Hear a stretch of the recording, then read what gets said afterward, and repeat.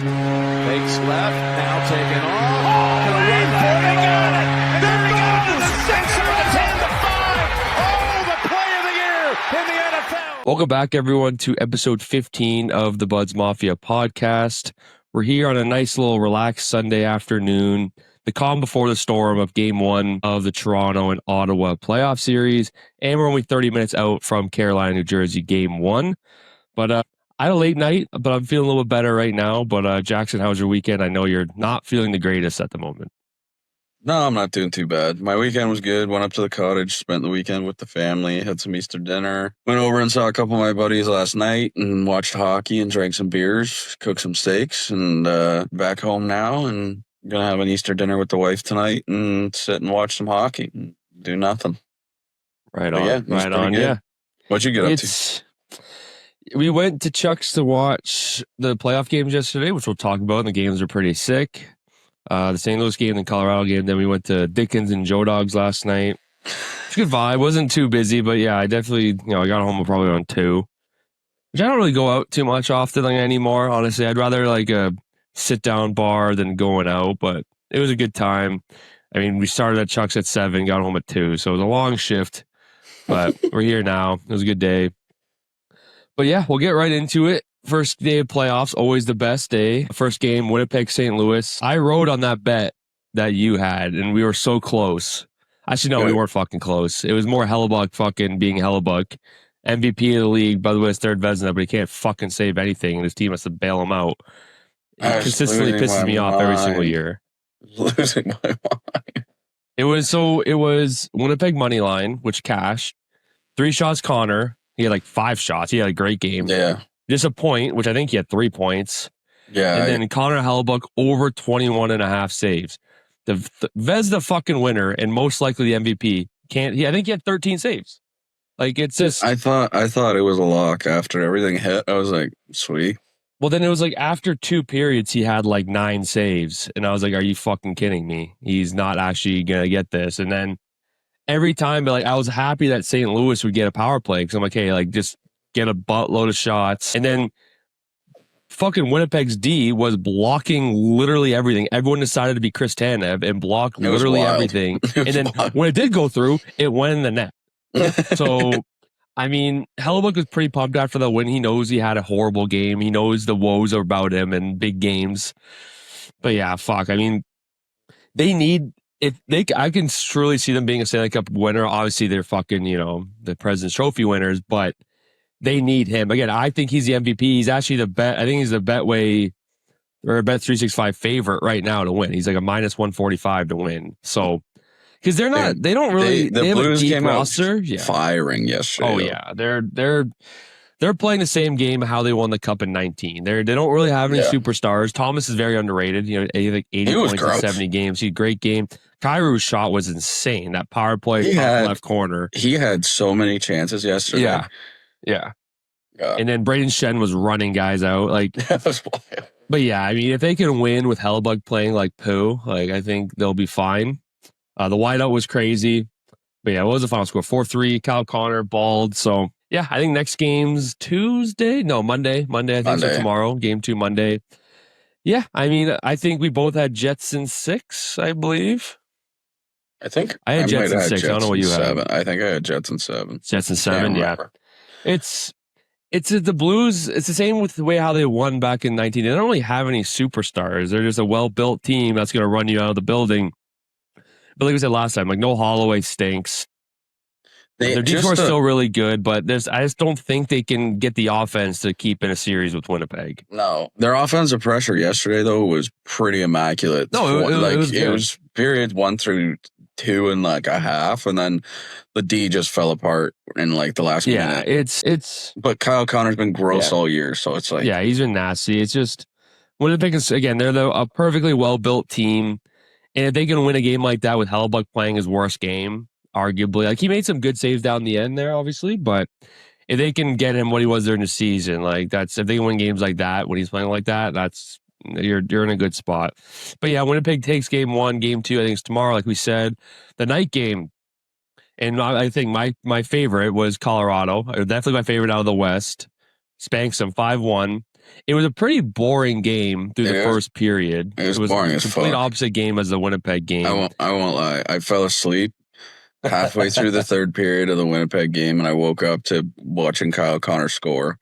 Then I fell asleep and woke up halfway through the Colorado game, and it was, I think, 1-0 Colorado. And it was just like a snore fest until literally the last 10 minutes of the third.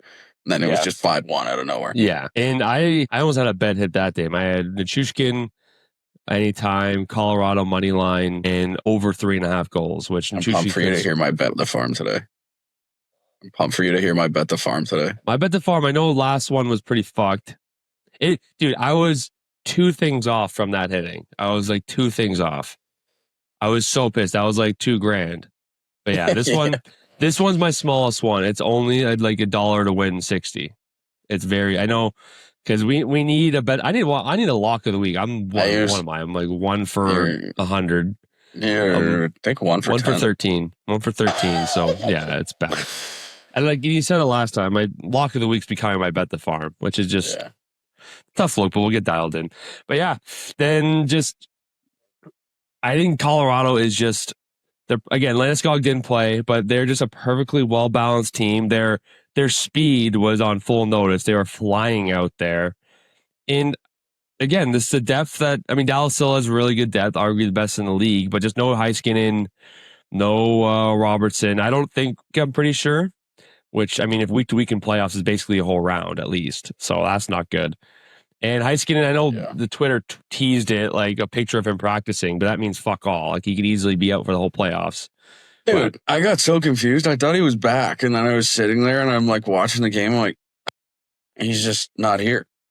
No, that's it. They're thinking maybe a mid-series comeback, but I don't know. Like I said in the past, Colorado's biggest issue in the past was goaltending. Blackwood looked phenomenal. He made big saves. The goal he let in was just a tip on a power play. What are you going to do? He looked great. So they're a wagon. I'm still staying by them as my cut favorites. But Carolina, New Jersey in 30 minutes. I think we both had Canes in 5. I think this is out of all the sports writers, everything across social media, I think this is the one that most people have Canes.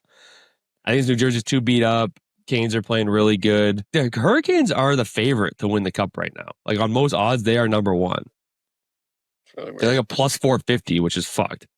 That's really weird considering you have so many other good teams.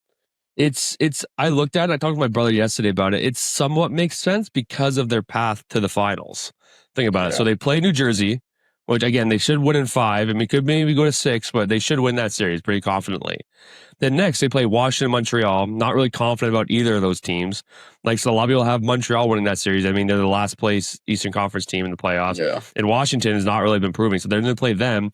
And then they play a beat up either Florida team or Toronto team, beat up. Because this Ottawa series is going to be physical. And then when they play a Florida team, if they make it through, that's going to be physical. Mm-hmm. So then they're playing a battered Florida or Toronto team that, I still like any of those teams' chances against Carolina, but then that's good odds. And then, again, obviously, they have to play juggernaut a Vegas or Colorado or Edmonton. But, yeah, it makes sense if you think about their path to the finals. I still don't see Edmonton getting past the first round. So this has to be addressed from last night. So one of my good buddies, Emerson Chamber, he is a massive Oilers fan. He's been an Oilers fan since he was a child. And he picked me up from Chuck's because he couldn't drink because he's flying today. This morning. So we watched the first games and he said, I have a bone to pick with you. And I was like, okay, I know this is about. And he's like, I can understand, Jackson saying Kings in 7. You know what I mean? It's the media and everything. But he's like, you of all people know the narrative, and seeing Bud say Kings in 7, there was beef. There was big beef for that. And it was a good argument. He's like, how's his team changed? You know what I mean? It's 4 years in a row. The LA team hasn't changed much. I get that. That's not the reason why I said Kings. It's because Edmonton half their team is hurt, or at least playing hurt. It's impossible to bet against McDavid and Draisaitl. I'm still debating that pick because we've seen Draisaitl put up 2 points a game on one leg in the playoffs before. But I don't know. It's somewhat of a different LA team. You're missing your best defenseman, in my opinion, in Ekholm. Yeah, I'm still riding with that pick. so but tough. we did make a bet. If Edmonton does That's win, so- he will come on and flame both of us for 10 minutes straight, probably. That's fine. He can flame me. Like I said, I've said from the beginning, I know nothing about hockey. I just think that my mom's cousin, who is from Edmonton, huge Oilers fan, was like, yeah, we have no chance. Like literally, like not even no argument. Like we don't have a chance. By the way, I'm not cheering for LA. I mean, obviously, I'm not cheering for LA Montreal. Like either. I'm like I'm obviously we're Montreal like haters because we're Toronto. Like, I want a Canadian team to fucking win. If Toronto's out, I am cheering for Canada at this point. Yeah. We need a fucking win. Last time was, what was it, 1993 Montreal. So we need a fucking win. We've been so close for so long. This is our best chance. Winnipeg President's Trophy winners. Montreal sneaks in. Sucks that 2 Canadian teams are playing in the first round. I mean, Edmonton's still Edmonton, like McDavid's still McDavid. So this is our best chance for it to happen. But yeah, I mean, I hope McDavid gets by. But I just think I got to play with the sports analysis mind. I can't play with my heart. You know what I mean? So That's so funny. Did Chris and Nick have anything to say about the golf? About us shitting on them? What? About us shitting on them about their round? No, they get it. I mean, Chris is a little bit more sensitive than Nick is. Nick kind of understands it. Like Nick knows he's a slow ass golfer too, but the difference with him and in the chatting box, the fucking peanut gallery they are as well. But also like Nick's a slow golfer, but he also is aware of it. It's more thinking. It's not like he has a routine like some other golfers I know who, like, read their putt for 10 minutes, have a practice routine. It's more just Nick is just standing over it and just in his head. And that's what he knows. Yeah. He knows he's that slow. But Chris apparently shot like a 96 at the sim yesterday, and he beat Ben, which obviously he didn't let us hear the end of it. It's a fucking simulator. You can't have double par holeouts on, brother. Like, fuck off. I hate the simulator for these guys. Yeah. We're going to try and get them. I think we're going to try and get a Twilight round this week, too. I'm going to try and get Nick's game dialed, too. I want him to get that rematch. But, I had so many people come up to me, people who like Taylor's uncle came up to me and they saw the clip of us talking about golfers counting their shots. Everyone asked me what the podcast name was. They were like, this is the most relatable content I've heard in a long time. That's awesome. Yeah, no. And let's see what else. Well, we got to talk about the big game tonight. Game 1, Battle of Ontario, Toronto, Ottawa. I still don't know where I'm going to go to watch it. I think Owen invited us to his place. But I'm so superstitious. We all know what happened to Four Nations. I've always gone out for the big games and they've lost. Four Nations, everyone went out. I stayed home. We won. I blame myself for the win. And now it's game 1. But if I don't go out, the Owens, and they lose, I'm seeing him for the rest of the playoffs just because it has to happen. But I'm so tired. It's kind of a lose-lose scenario. It's like you stay home and they win. Now you got to stay home the entire playoffs. I'm okay with staying home. You go out and they win. You got to go out for the rest of the playoffs. Yeah, well, it's I'll tell you right. It's Owen's house. It's not like, but I'll tell you right now, I'm doing nothing. I'm eating ham with Taylor. I'm eating some ham. I'm going to sit and watch the game. Like, I probably shouldn't have got as into one as I did last night because, like, I got to tell you, the anxiety I have before this game now, like, you would think I'm lacing the skates up to go on the ice tonight. So I will say, to give you some confidence, this is the most confident I've been in a series in a long time. That's what worries me. I know. But I would say the only time I was more confident is when we played Montreal in that North Division first round. That was when I was probably the most confident because we destroyed that Canada division. John Tavares got absolutely... Yeah, that's when Corey Perry kneed him in the head. But this one, I'm confident. Like, so I already checked out Twitter. I have been beefing with Ottawa fans all week, like berating fans. And I said this at Chuck's last night, and I kind of got reamed out for it, but I stand by it, and it might be a hot take. Just for how annoying Sens fans have talked about him and how much they have just glazed him. To me, Brady Tkachuk's one of the most overrated players in the NHL right now for how people are talking about him. He is a great player, but like I said last podcast, he has 50 points in 70 games. Yeah, he plays that playoff style of game. Every team would love him. I would love him. He hits guys. He's a great leader, everything. If he's your best player, you're not a Stanley Cup winning team. He is not that type of player. They're talking about him like he's a mixture of Tom Wilson and Connor McDavid. He is not that guy. Again, really good, Again, balled out in the Four Nations. He had 3 goals in 4 games. He also played with Austin Matthews and Jack Eichel. But like, and he's playing hurt. Like, I'm not too worried about him. Stützle's awesome. 70 points. He's probably their best player. Their defense is like pretty weak. McCabe and Ekman Larson are back. That's what I'm saying. Like, this is the healthiest we've been going in the playoffs. Like, our forward core looks great. I like the lineups. I like the defense. Stolarz has been arguably the best goalie in the league. Stolar's been gross. I'm so happy they started him game 1. I'm happy it wasn't like I'm happy you got to play against Buffalo too. Like, especially playing against Buffalo, you get a shutout. Yes. Dude, and I know you didn't watch the Detroit game, but we'll quickly go over that before we I watched the end of it. I was texting you because I get up to the cottage and my dad is watching the political debate, and I had gone to work. I went to work. Not that we don't love politics, but I went to work at like 3 a.m. on Thursday, and it was a 3-hour car ride to the cottage, so I fell asleep in the car, and I was destroyed. My mom stopped at Harvey's on the way up. I had a burger. I felt like dog shit, and I was like, the last thing I want to do is sit and watch fucking Polyev, Carney, and Jagmeet Singh just talk about politics. Like, yes, I want to be involved in politics. It's my right as a citizen. Take it. But I want to sit down and watch the last game of the season. So I get down, go downstairs, turn on the fucking, we got like a 70-inch TV down in the basement of the cottage. And I turn it on and it's 3-1. And I'm like, all right, whatever. Then Philip Myers, who hasn't scored a goal since 2022, just decides to just go absolutely apeshit and gross goal. And then with fucking 1.8 seconds left, Chris Tanev's like, yeah, no, I'll just sneak it in. We'll go to overtime. Why not? And then overtime, it looks like Detroit's going to score. They go down the other end of the ice, and who gets the fucking goal? Scott Laughton. This is like kind of picture book ending. It's just, this is why I'm confident. Again, by the way, as a Leafs fan, when I say confident, I'm not really confident. It's more than I have been. Like, every year against Boston, I've never been confident. Yeah. When we played Tampa the second time, I was pretty confident just because I knew they were battered and we beat them. But like, again, like I'm not going to keep shitting on Brady, but he doesn't scare me. Yeah, is he going to run over McCabe? Is he going to run over Riley? Is he going to run over Marner? Yeah. Hits don't put up points in the playoffs. Like, yes, you got to play a playoff style of game, and he does do that. But again, he had 50 points in 70 games. I'm not really too worried of him going end to end and ripping the puck. And we have guys that match him. I mean, Matthew Nyes. I mean, do I think Nyes is better than Brady right now? Not, but he's playing really good hockey, and he can offset that. And like, I don't know.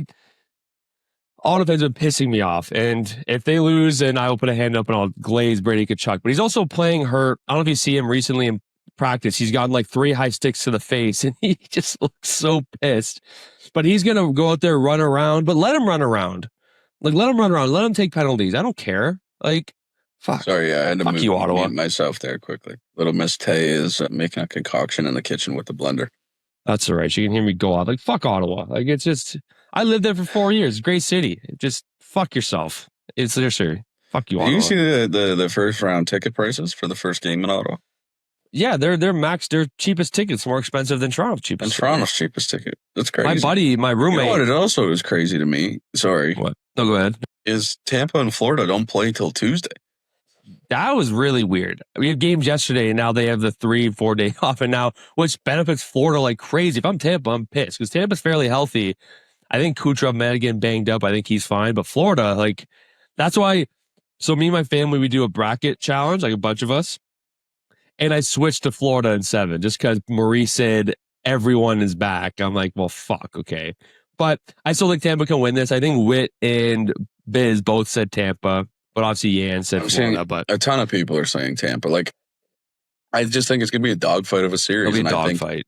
That's probably my best series, I would say. I think it's going to come down to just the 7th game. Yeah. There's not a world where I don't see it go 7.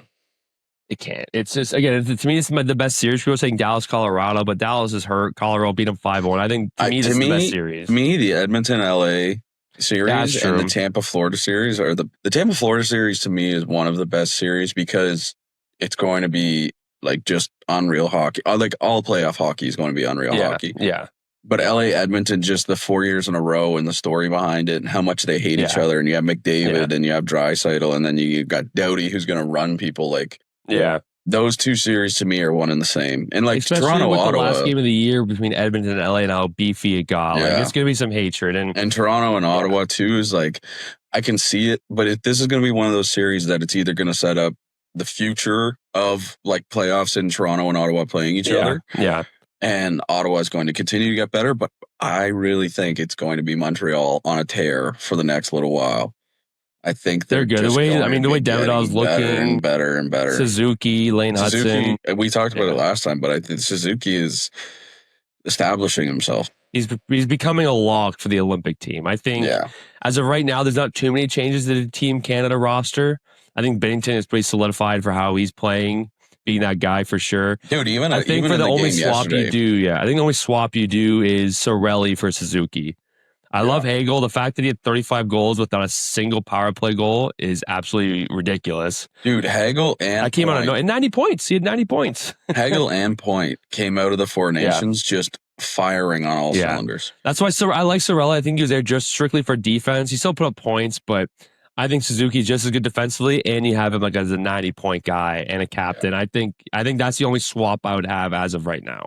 Yeah, I agree. But Binnington yesterday was like Winnipeg was coming fire and shooting the pucks. He made some good saves. The Jets were on fire. Kyle Connor was shooting from everywhere. Unbelievable. And he played really well. It's hard when your defense fucking shuts down. Yeah. Do you have any regret picks that in our bracket that we said, or are you pretty confident? I kind of heard it a little bit from people about my dad, first of all, he's like, oh, I didn't listen to this one. What'd you guys talk about? And I was like, what do you mean? And he goes, oh, I listened to all of them. Oh, there you go. No way. But I kind of wish I went Toronto in 6. That's the only thing. Yeah, honestly, well, realistically. And I kind of wish I took Montreal. I kind of wish I took Montreal. My brother took Montreal in 7. It's just, again, Washington's not looking good. I do think people are overhyping Montreal a little bit, but it also, to me, it's not more how good Montreal is playing. It's more how bad Washington's been playing. It's how bad. I was talking about it yesterday with my buddy. We were sitting outside, and I was like, Washington finished the season on a high because of the Ovi goal chase, but then that kind of overshadowed their record going into the playoffs, overshadowing a lot of things of how they're actually playing. And yeah, Ovi's awesome, but Ovi's not going to carry you through the entire playoffs like he did when they won the cup. And he didn't even necessarily carry them. He was great, but we talk all the time about how their room's great, and I think that makes a big thing. But I also think Montreal's room is getting arguably up there for one of the top rooms. Similar age, league. Right? So when you all grow up together, right? You all get drafted together. Yeah. You're all going through your firsts, Demidov's first game, watching how pumped the guys are for him. I don't know. This is the best thing about playoff hockey is you get the cream of the crop of the teams, right? You're not dealing with teams that are out of it. They don't care anymore. The funniest thing was when Toronto played Buffalo and Rasmus Dahlin getting interviewed before the game. He's like, I hate how Toronto fans come here. I hate how it's louder and it sounds like it's an away game. And then sure enough, when Matthews scored his 400th and Marner got the 100th career point, Marner had 15 to 20 people there. It's cheaper to drive to Buffalo, spend the weekend there, go out and eat dinner and do all that than it is to go to a fucking Leafs game. Yeah, for sure. My buddy, my roommate, Tyler, he's actually going to the Ottawa game in a box, game 3, which I think is Thursday. I think it's tonight, Tuesday, Thursday, Saturday, I'm pretty sure. Yeah. So we'll see. Big game tonight. Again, I for Marner's sake, I hope he just plays great. I really think this is his year. I mean, we say it every fucking year, but 100 points. He played phenomenal year round. He played unbelievable coming into the playoffs. Exactly. No, Toronto's the hottest team going to the playoffs. They're 8-1-1. Stolars has 3 shutouts in his last 8 games. Matthews is humming. I think Nylander scored in a bit, but he's still playing great. Tavares, Marner, and it's just, this is the best we played going into the playoffs. We're healthy, so. I think we should go into quickly because my lock of the week in Bet the Farm, strictly playoff hockey. Yeah, I'm okay. I'm cool with that. I think we should do it now. I agree. So we'll just kind of set the stone here. So I keep leaning because of the overtime for the Women's Worlds is on right now. I'll set it up. You pay attention. You let me know if Canada wins. All right. So currently for the lock of the week, Ryan is 1-13. So It's a tough one. I'm 4-10, which is I'm also basically getting tough. doing 2 bet the farms. I basically have 2 bet the farms going. All right, I respect But yeah, it's a tough look. I am 4-10. I started off hot, but I'm kind of losing it a little bit. Hey, you were 4-7 at one point. Yeah, I'm on a bit of a down streak. We're both 0-13 in the bet the farm. So my lock of the week is straight up money line. Carolina Hurricanes over the Devils, Leafs over the Senators, and Knights over the Wild. Just a $5 bet, win 20. Just something small. Set it out there. Yep, like it. What do you got? My bet the farm. My lock of the week's pretty short. I got this Leafs money line. Matthews 3 shots. I think Ottawa's like the most team he's shot the most against, and he's been snake bitten against Ottawa. So I got Matthews 3 shots. He's going to be shooting every chance he gets, and Marner point. Just a simple $5 to win 10. Need to double the board here, and I think that's a pretty good lock there. Sweet. All right, my bet the farm. I all 3 games today. I took Hurricanes money line, Sebastian Aho 1 point, Timo Meier 2 shots on goal, Sebastian Aho 2 shots on goal, Freddie Anderson 2.5 saves. First period's just about to start. I took the Leafs money line, Austin Matthews a point, Mitch Marner a point, Austin Matthews 3 shots on goal, Brady Tkachuk 2 shots on goal, Willie to score a goal, Stolars. I took the under on the saves. It was set at 25.5. That's a little scary. Linus Ullmark, I took the over. His line was also set at 25.5. Yeah, I think Toronto's going to get at least 35 shots today. That's what I was thinking. The under on Stolar scares me a little, but I feel confident so far. And then I took the Golden Knights. I took Kirill Kaprizov, get 1 point. Jack Eichel to get 1 point. Kirill Kaprizov, 2 shots on goal. Jack Eichel, 2 shots on goal. Aiden Hill, over 22.5 saves. I used a bonus bet, so I threw $10 down. It's $10 to return $8,212. There it is. The odds are plus like 82,000. You remember my odds were last week? Plus like $1 million.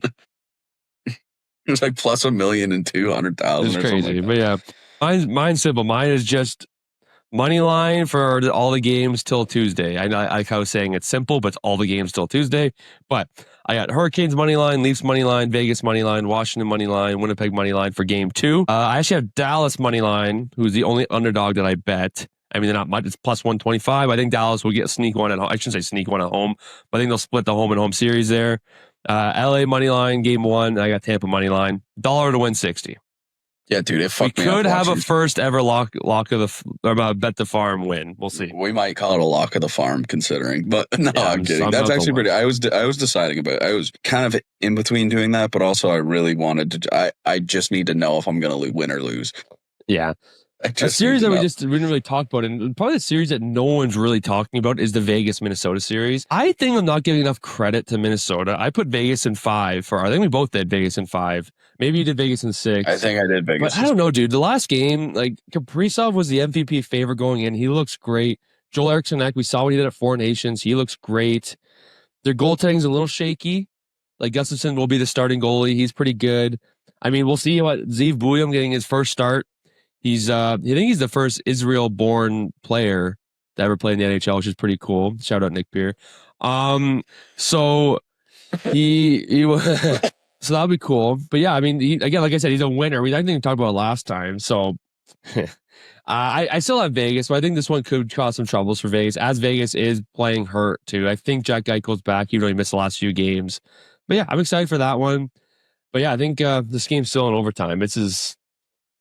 Dude, watching 3-on-3 when it's like the Europe ice, which is huge, is crazy. All right. Well, that kind of wraps it up for Hockey Talk. We have a few more things. Ryan's going to keep us updated on the Canada-US game, the World. Yeah. Well, I want to quickly talk about Gavin McKenna. Gavin McKenna. Yeah, just a little bit, because did you hear about that stat line? Yeah, it's pretty wild. He has 122 points over his last 48 games. And the rumor boys on Shiglet said he might go to Michigan, which... Yeah, I get. I think we talked about like college and CHL one time. Oh, that's over 2.5 points per game. Yeah, it's ridiculous. It's just he's clearly too good now for WHL. Like, he's too good. Like, why go get paid a couple $100,000 or $1 million to go play college? But we talked about that before, and Grinelli said Michigan, which I don't know, but that'd be cool. And I wrote down the Artemi Panarin situation, but I don't know too much about that, so I don't really want to go too much into it. But the Rangers are in shambles. They're a horrible organization. They're in shambles right now, and I hope they become See you later, Laviolette. Yeah. All right.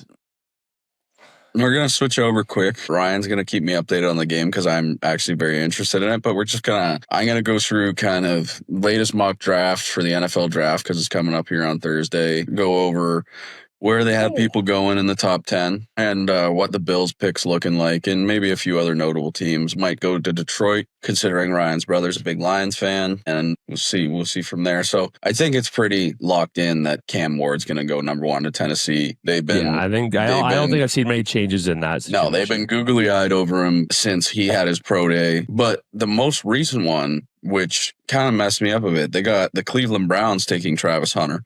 I'm seeing that a lot more too. The Browns like him. Which is a little, because I was almost positive New England was going to get Travis Hunter, and I'm still on the watch for it. In this draft right here, they have New England will jump to 3rd pick because they have the Giants taking Abdul Carter. I think that makes sense. I could see maybe the Browns pushing for Abdul Carter and have him with Myles Garrett. That'd be a crazy duo. That'd be crazy.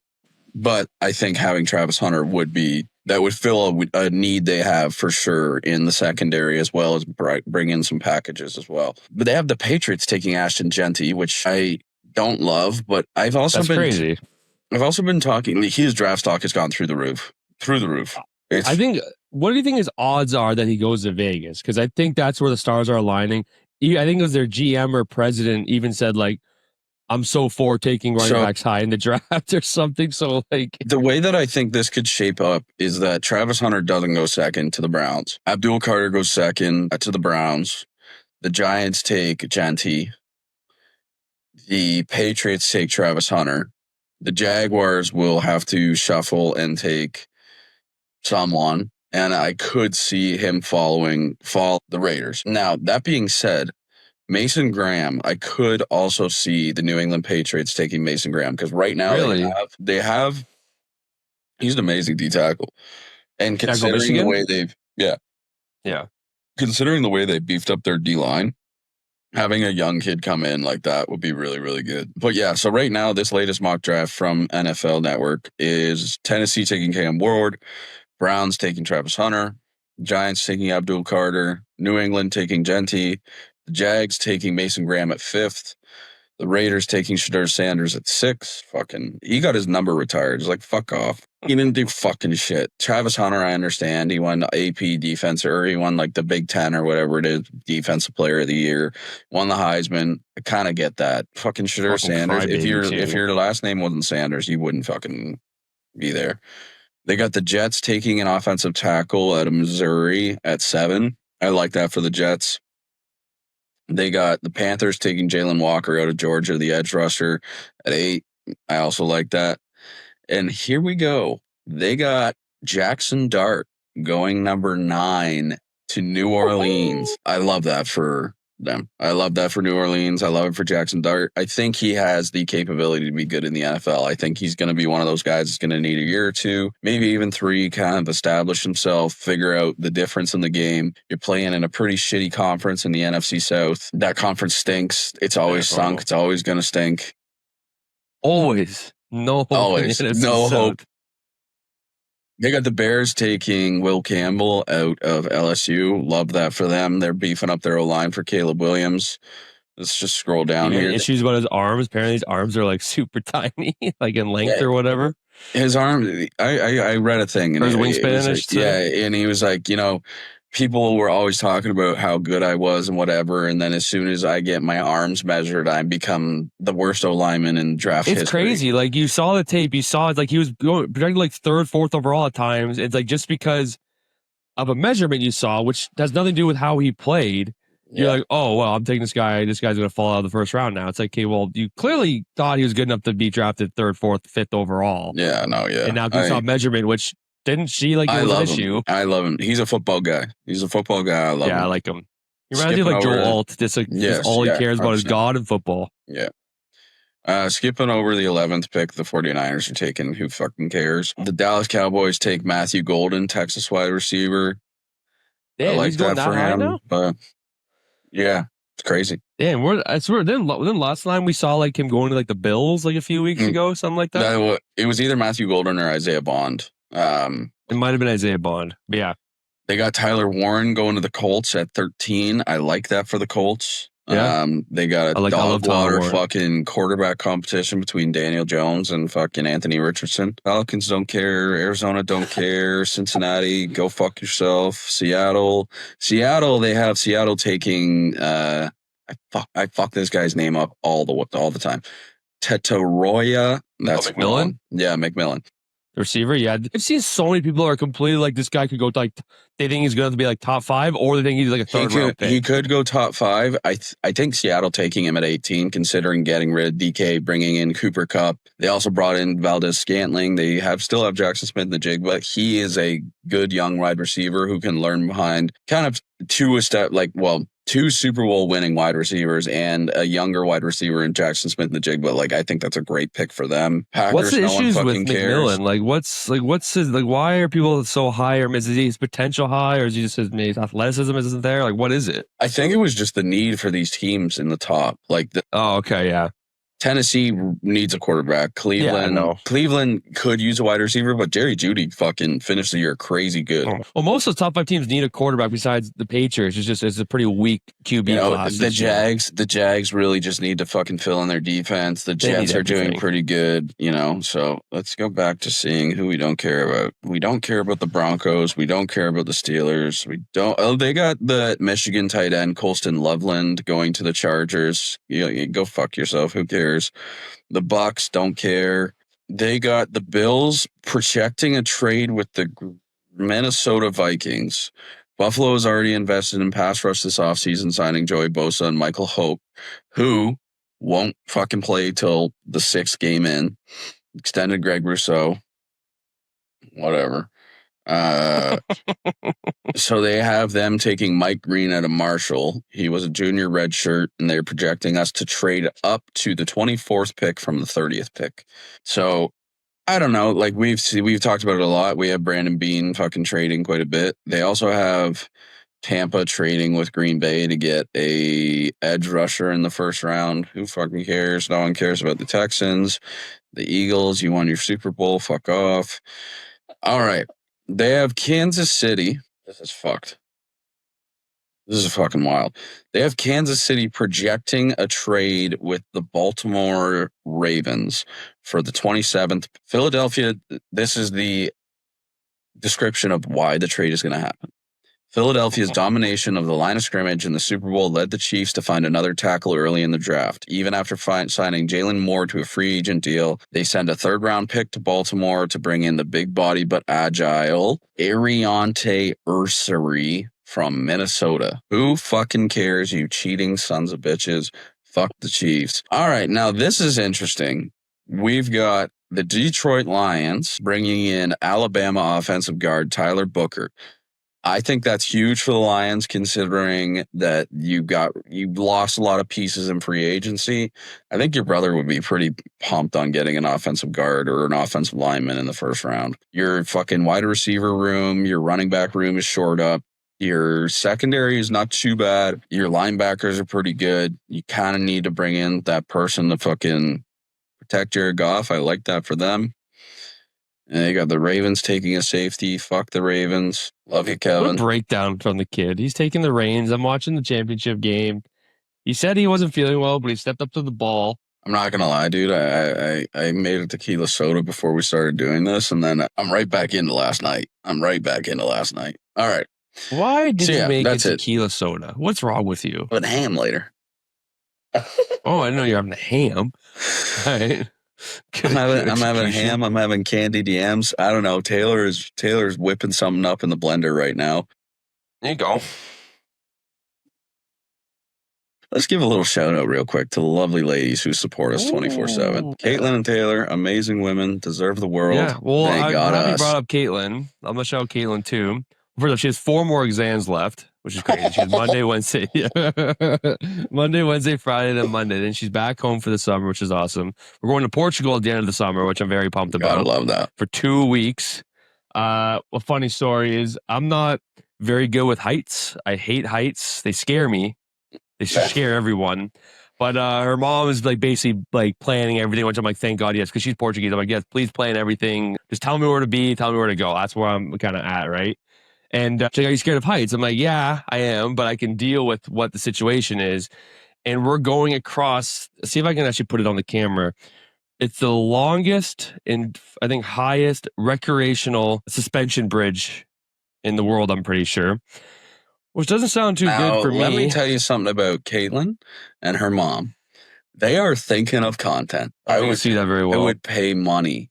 First of all, love that the ring cam's getting a shout out in the background of your iPhone. Second of all, I would pay money to watch you walk across that. Yeah, it's not gonna be. It's you gotta face your fears, but that's horrifying. But yeah, another thing I want to shout out Caitlin too is so my family, we've been doing this fantasy hockey for like over 10 years now, like a long time. We have a trophy, like it's a big deal. And it's getting bigger and bigger each year. Like our first year was just like my immediate family. Now we have cousins, family, friends. Like it's up to like 15, 18 teams now. Like it's a big deal. Caitlin won last year with the help of me, but she won last year. Her first year last year, she won. And what do you know? She goes back to back and she wins this year. After being 11-9, she beats my dad in the finals. He was not happy, but she claims back to back. I mean, I think my brother went back to back once, but early on with this many teams, back to back is crazy. When she joined the fantasy league, she called her team the Dream Team, which I thought was ridiculous. But she went 2 for 2, so maybe she is the Dream Team. So shout out Caitlin for that. Yeah, just shout out the lovely wives who support Bub's Mafia. Alrighty, folks, that's about it for football. Other than Tre'Davious White getting signed to the Bills, love it. It's $6.8 million.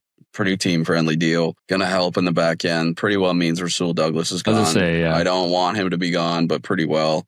That leaves us with Benford, Tre'Davious White, Jamarcus Ingram, and I can't remember the rest, but I don't mind it. I like it. A PGA Tour. Moving forward, Brian is still focused on the game. He needs to keep me updated. I like it. Ryan is still 6-5. Ryan took Xander, Auberg, and Sungjae Im this week. Through 3 rounds, Xander was collective 5 over, collective 5 under. 2 under from the first round, 3 under in the second, and even on the third. And today, Xander is finished at 4 under. He's 9 under, finished tied 17th. Holy fuck, there's a lot of people at 9 under. I know it's tight. Like you have Scotty, who is in the lead of all of our guys. He is 1 under today, and he's 12 under for the tournament. My next, did Sungjae just Sungjae fell off. Blew up. Dude. Yeah, he was a pass for a sec. He's still having a good tournament, but he's 200 today, 9 under, but tied for 16. I don't know what we're kind of loosey goosey with this. I don't know if it's just whoever picks the highest guy or collectively. I know whoever wins, you win. But like I don't know, we kind of have done in the past. It's been easy because 2 players have been cut, and then we've just picked the top guys. This is a little tough this time. So Auberg is like tied for 50th, like he's gone. Connors, same thing. Connors and Auberg are basically dead even because Auberg's 2 under, Connors is 1 under, pretty much even. Morikawa started insanely for you, but then he shot like a 77 yesterday, so he's pretty far low. Yeah, so right now, but then I have 2 guys who are like top 15, and you have Scotty who's 8th. Yeah, this is tough because Auberg finished 3 under and Corey Connors finished 4 under. So technically I'm up on you there. But then Colin Morikawa finished 3 under and Xander is currently finished at 9 under. Yeah. You got me there. And then we have basically it's between Sungjae and Scotty. Yeah. And Sungjae is currently at 10 under. He's 3 under through the day. And Scotty is 1 under through the day. And he's 12 under for the tournament. And Scotty is through the 8th hole, so he's on a 9, almost making the turn. And Sungjae, US 1. US 1? Yeah. Not what I needed to hear. That was a crazy overtime. Sorry, that was like 20 minutes, and it was just back and forth. That's okay. Anyway, that's what I like to hear. Me leading it off for the podcast, not what your folks are usually used to, but the kid kind of got it done. No update in the Carolina score, but yeah. So as of right now, I think you're winning, but so we could be tied after this. Scotty could blow up, but very, very unlikely. Andrew Novak takes the lead going into hole 7 here. This is wild. I just want fucking Tommy Fleetwood to win. I don't care about winning. I don't care about anything. Yeah. I just want Scotty to win. Dude, I rewatched all of what's it called? Full Swing. I am so pumped for the Ryder Cup in July. Right. In New York, dude. Because Nick, our friend Nick, who we've talked about multiple times, friend of the program, at least I think. He might not even listen, so fuck you, Nick. I don't think he does. He said he hasn't. I don't think he does either. He said he hasn't listened since episode 4, and I was like, dude, you don't even know. 15, brother. But yeah, anyways, yeah, so because he said the most invested he's ever been was the Master Tournament, obviously. And I told him about the Ryder Cup because he has no idea. And I think he'll be fully hooked after the Ryder Cup because it's a different aspect of golf. Like, it's the best things of golf. It's what we love about golf, like the intensity, the emotion, everything. I'm excited. I mean, USA home soil, they definitely the favorites there. But dude, I'm so pumped for the Zurich Classic, though. Yeah, so that's who we're drafting up next. I'm drafting first for this one. We'll talk about maybe Wesley Bryant after. I don't know if you have any thoughts on it, but I don't really care. Like, fucking either be a tour player or a YouTube golfer. Like, yeah, Bryson does it pretty well, but also, like, when was the last time you made a cut? Like, fuck off. You know what? Like, if you want to go play in duels and for fucking live golf, go play in duels. Either be a tour player and fucking, you don't have to be Rory. Like, okay, quickly, we'll go over it before we pick. Fucking Wesley Bryan got suspended from the PGA Tour because he went and competed in this duels thing that got posted on Grant Horvat's YouTube or YouTube Golf. And it was live creators plus YouTube golfers. And Wesley Bryan got in. Phil Mickelson came out and was like, blah, blah, blah. And he was like, go fuck yourself, Phil. But at the end of the day, he and his brother, they fight to make cuts. They fight to keep their card. And yes, they're amazing golfers. And I'm not so. I like. They're amazing YouTube golfers. Again, I do like them. Shade at that, but also, like, there are guys out here week in and week out fighting to make cuts, fighting to do all this shit. Don't give a fuck about anything else but playing professional golf. And if you want to get your fucking knickers in a knot because you can't because you got suspended from the PGA Tour, it's like, what the fuck did you think was going to happen? Go fuck yourself. All right. I respect that. I respect also, like, yeah, like, I understand where he's coming from. Both, but it's like also, like, you're doing just fine on YouTube. Like, I think it was kind of blown out of proportion a little bit. It was. Like, 100%. Yeah. All right, Zurich Classic. So, again, you know more about this. Is this the is this the pairs tournament? So the way the Zurich Classic works is you get paired in a group. And so I'm pretty sure in the way that it works is that the first day you play, it's like the first day you play 4-ball, which is like you're playing your own balls and you take the collective best score. I could be fucking that up. I don't really care. And then you play a scramble, or not a scramble, and then you play best ball, which is you take the best ball, best shot, and then it goes back and forth. And then the Sunday it comes down to, I think, best ball. Are we picking teams then for this? We're picking teams. I was just thinking about it. It makes sense to pick 3 teams easily. Let me just look up who are you picking first? I think Carolina already scored. I just turned the game on. But it might be challenged. But I mean, I'm picking Rory and Lowry. I think they won it. I don't know if they won it last year, but they won it recently. I think they won it last year. They won it last year. Yeah, so I'm going Rory and Shane. Okay, so 82 player teams will be in action at the Zurich Classic and will complete in 4-ball and foursome formats. So let's just make sure I'm not fucking up what 4-ball means. 4-ball is a form of golf play where both partners stroke play, and 4-ball is a form of play involving partners where you and your partner compete together as a side, with each of you playing your own ball, and your side's score for a hole is the lower score of those two. And then you play foursomes, which I think is just foursomes is a form of a team. Alternate shot. Yeah, alternate shot, basically. So we're picking teams. We're picking teams. You took Rory and Lowry. Okay. I'll take Alex and Matt Fitzpatrick. Respect that. Really? Eh? They've done historically. They have done one at Zurich. They keep watching it. I mean, I'll just be boring. Dude, give me Colin and Kurt Kitayama. That's good.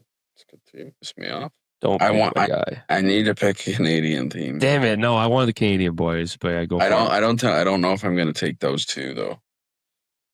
Taylor and Hadwin. They've won it recently. All right, yeah, sorry. Give me Taylor and Hadwin. I'm cool with that. I mean, I could just get the top 3 teams by rank just easily because they have Sepp Straka is ranked number 2 in the world right now. He's playing amazing. I just don't know who his partner is. Bryce Garnett. I'm not sure who that is. Could just be a buddy. Give me McIntyre and Detry. I love McIntyre. That's who I wanted. All right. Well, if you're gonna take them, give me Adam Svensson and Cam Davis. Ooh, okay.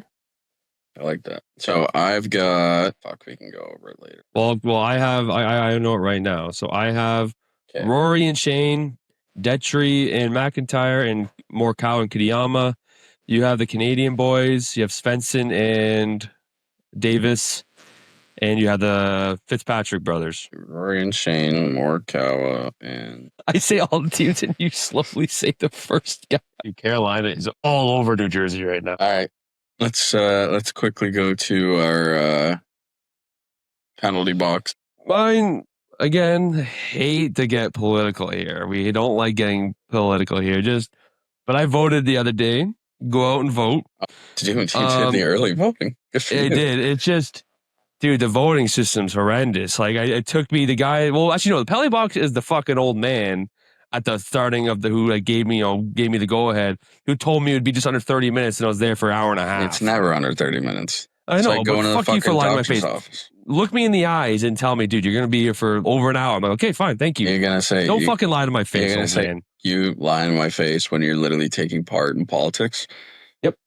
Not to get political, but that's my penalty box. All we do is lie to your face. Yeah, that's true. Yeah, my penalty box, and I was hemming and hawing, but the New York Jets, I don't love Aaron Rodgers. Go fuck yourself. You fly him across the country to tell him within 20 seconds of being in the same room that they're going another direction. Do you know how much of a waste of a time? And yes, Aaron Rodgers might have been like a bit of a fuck you to the Jets and bringing everyone in that he wanted in. But like, go fuck yourself. Like, fuck off. Anyway, that's it. I don't really have a highlight. I'm trying to think of a highlight. My highlight is Philip Myers' goal. It was gross. And for him to score, not scoring a goal since like 2022, I think it was his second goal in the NHL. Yeah. Well, the second goal this year, I think. No, I don't. I'll look it up. What's going on? What have I been doing? The Dickens. Yeah. I mean, I had some good performances there. Joe Dogs was a good time. Nick was begging us to go to Charcoal Pit after. I just didn't have the energy to go to Charcoal Pit. You know, it's so funny. Nick and I, when we used to go and watch the UFC at his place, and it was just the two of us, we would get the Charcoal Pit burger every single time. I don't think I've ever had Charcoal Pit. Sorry, yes, you're correct. He has 2 goals this year. Yeah. But he didn't have goals since then, since 2022. But I will say, I'll just say Caitlin taking the dub, going back to back. That's my highlight. It's, to me, I have just as much of this win as she does, not to take that away from her, but good win, back to back. That's my highlight. So that kind of wraps everything up. Bit of a shorter podcast. I mean, the games are going on. This is the best time of the year. This is going to be the best content we're ever going to get. Weather's looking great. Gonna film some golf content. YouTube, I'm definitely posting more on YouTube. I want to get more non-podcast content on YouTube. I'm posting more shorts, which have been doing really good recently. Our new style of videos have been doing really well recently too. I think, not just showing our beautiful faces for the whole minute. TikTok videos, maybe throwing some clips in there, have been doing well. But yeah, check out TikTok, Instagram, Twitter. You can see my beef. Just go to my replies and see all the beef I have with every fan. Fuck you, Ottawa. It'll be a good one tonight. Next time we film, the series could be over. A lot of the series could be over. Series will be over. Good graces. Yeah. We'll be filming, since you're working afternoons, we'll be filming on Sunday again. So we'd know after game 4 what the results are. I can't wait for that. That's going to be a lot of unpacking. We'll talk about, next podcast will be the NFL draft. It will be the first round recap, or at least first half of the first round. Half your day. Yeah. Also, it'll be a lot. Mount Nemo is open, so if you want to smoke and you want to play me, we might have to play on the weekend. We'll see. I'd love it. We'll play on Saturday. Oh, no, we can't Saturday. Yeah, anyway, but we'll figure it out. Mount Nemo. Apparently, Chris and I think Owen played there recently. By the way, we also have beef with Owen. Owen hates Mount Nemo, and I told him it's the best course in Burlington. So You know what he said? You know what he said? He You know what? hates Mount He's Nemo. my penalty box. He He's hates my Mount penalty box. Nemo because he can't fucking play there because it's ridiculous. It's not ridiculously hard, but compared to the other courses in fucking Burlington, it's hard. Yeah, compared to Hin Lake Old, where we could shoot even par. Like, yeah. Like Old, where you can fucking shoot across 3 fairways and make par. Yeah. But you know what his reasoning was? And I was grilling him for this. He's like, it's not a well-maintained course. That's what his results were. Yeah, you and played tell fucking me one thing. Tell April me one 19th. Go fuck yourself. It's not a well-maintained course. He's like, oh, there's leaves all over the greens. Like, hey, you're playing in the fucking April. There's one hole that has leaves on it. It's that one dog leg right where it goes straight downhill and the greens kind of surrounded by trees. That one's the only one that can have leaves on it. But again, you're playing in fucking April. There's going to be fucking leaves on it. And I still don't believe him. That's the 5th hole. And it's going to have leaves on it no matter what. There's trees surrounding it, but everything else, there's wouldn't no you rather play? leaves. Wouldn't you rather play with a green that's going to have leaves on it versus a green that it looks like the fucking Hulk has walked across at Hidden Lake? Like, fuck, man. So he's my penalty box now. Fuck you, Owen. You got to have a handicap to fucking rate a golf course. How about that? Fuck off. But yeah, so follow us on YouTube, Spotify, Apple Podcasts, all the social medias, everything. See you next week. Go Buds go. Big game 1. Hopefully the series is over by our next podcast. That'd be great. For the Buds, of course. See you next time, Jackson. Cheers, brother. Fakes left, now taken off. Gonna run for it, got it!